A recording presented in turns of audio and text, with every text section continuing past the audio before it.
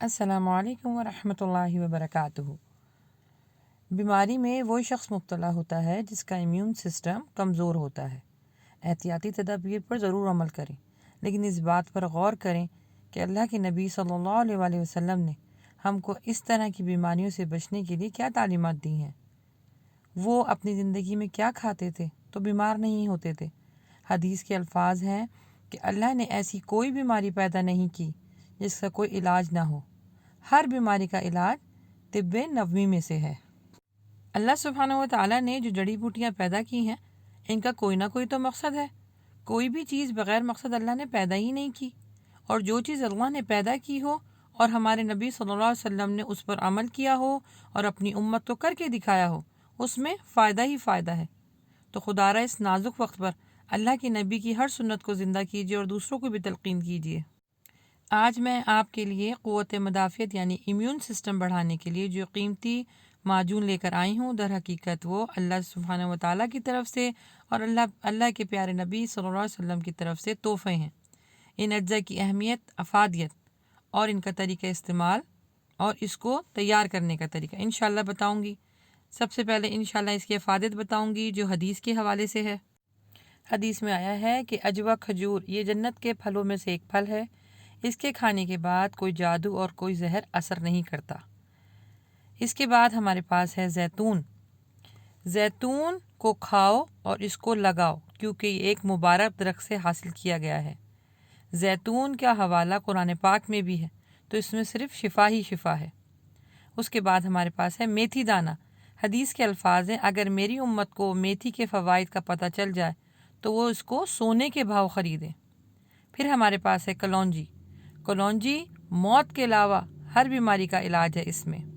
फिर हमारे पास है शहद। शहद के लिए अल्लाह के नबी फरमाते हैं कि शहद में यकीनी शिफा है। इसका हवाला कुरान पाक में है। शहद के अंदर 360 बीमारियों का इलाज है। अब इस माजून को तैयार करने के लिए जो जो अज्जा इस्तेमाल होंगे वो नोट कर लीजिए। सबसे पहले हमने लेना है 7 अजवा खजूरें। ये देखें, अजवा खजूर हमने लेनी है 7। उसके बाद हमने लेना है कलौंजी। ये कलौंजी के भी 7 दाने आपने लेने हैं। उसके बाद आपने लेना है मेथी। मेथी दाना जैसे आपको बताया गया, इसके भी 7 आपने दाने लेने हैं। उसके बाद आपने सिया जैतून लेना है, जैसे इस वीडियो में दिखाया जा रहा है, ये सिया जैतून है, ये इस्तेमाल करना है। उसके बाद हमने शहद लेना है। फिर जैतून का ऑयल भी चाहिए इसके अंदर। और फिर उसके बाद कलौंजी का ऑयल, ये मैंने घर पे बनाया है। इसकी वीडियो मैंने इससे पहले अपलोड कर दी है कि इसको घर में कैसे बनाया जा सकता है। उसके बाद हमने इसको कूटने के लिए ये चीज़ चाहिए, इमामदस्ता। फिर पानी चाहिए, तकरीबन 4 गिलास पानी, और एक पार्ट चाहिए जिसमें आप इसको बना सकें। ये अज्जा हैं, इसको भी नोट कर लीजिए। इसके बाद हमने अजवा खजूर को अलहदा कर लिया, उसकी गुठलियों को अलहदा कर लिया और उसके गूदे को अलहदा कर लिया। अब हमने ले लिए हैं 4 गिलास पानी। उसके बाद हमारे पास है 7 सिया जैतून, ये अजवा खजूर, इनके अंदर से गुठली निकाल ली गई है।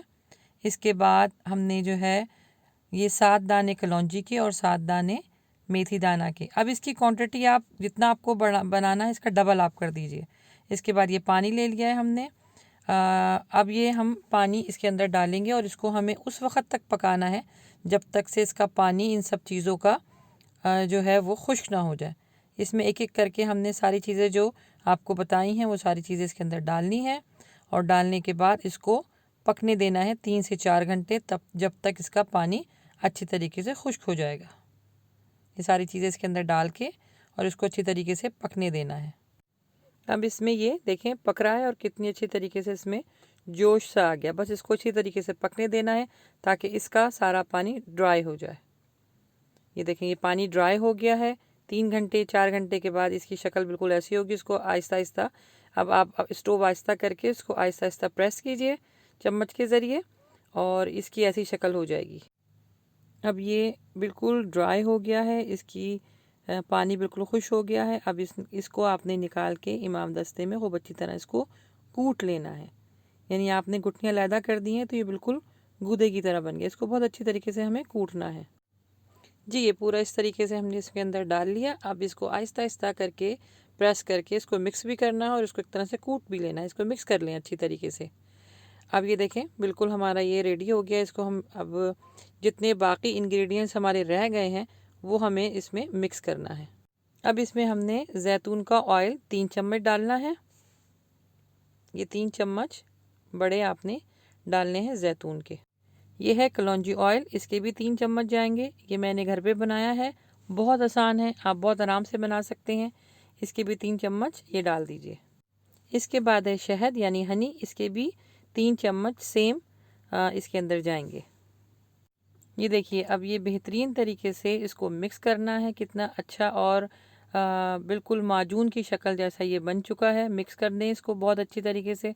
सारा ऑयल शहद ये बहुत अच्छी तरीके से मिक्स हो जाना चाहिए। फिर इतनी बड़ी बोतल आपने ये भर जाएगी, इस पर लेबल लगा लीजिए और ये छोटा चम्मच रोज़ाना आपने 7 दिन तक लेना है और इसके ऊपर सूरतुल फातिहा 7 मरतबा पढ़ के दम कर लीजिए। इंशाल्लाह कोई बैक्टीरिया, कोई वायरस या कोई जहरीली चीज़ आपके बदन में अगर गई होगी तो इंशाल्लाह सूरतुल फातिहा पढ़ने से उसका असर ख़त्म हो जाएगा। ये जो माजून बना है बहुत आजमूदा है, इसको इस्तेमाल करके देखिए। अगर कोई सवाल हो तो कमेंट्स बॉक्स में ज़रूर कर सकती हैं। अगर पसंद आए तो कमेंट ज़रूर कीजिएगा। दुआओं में याद रखिएगा। अस्सलामु अलैकुम व रहमतुल्लाहि व बरकातुहू।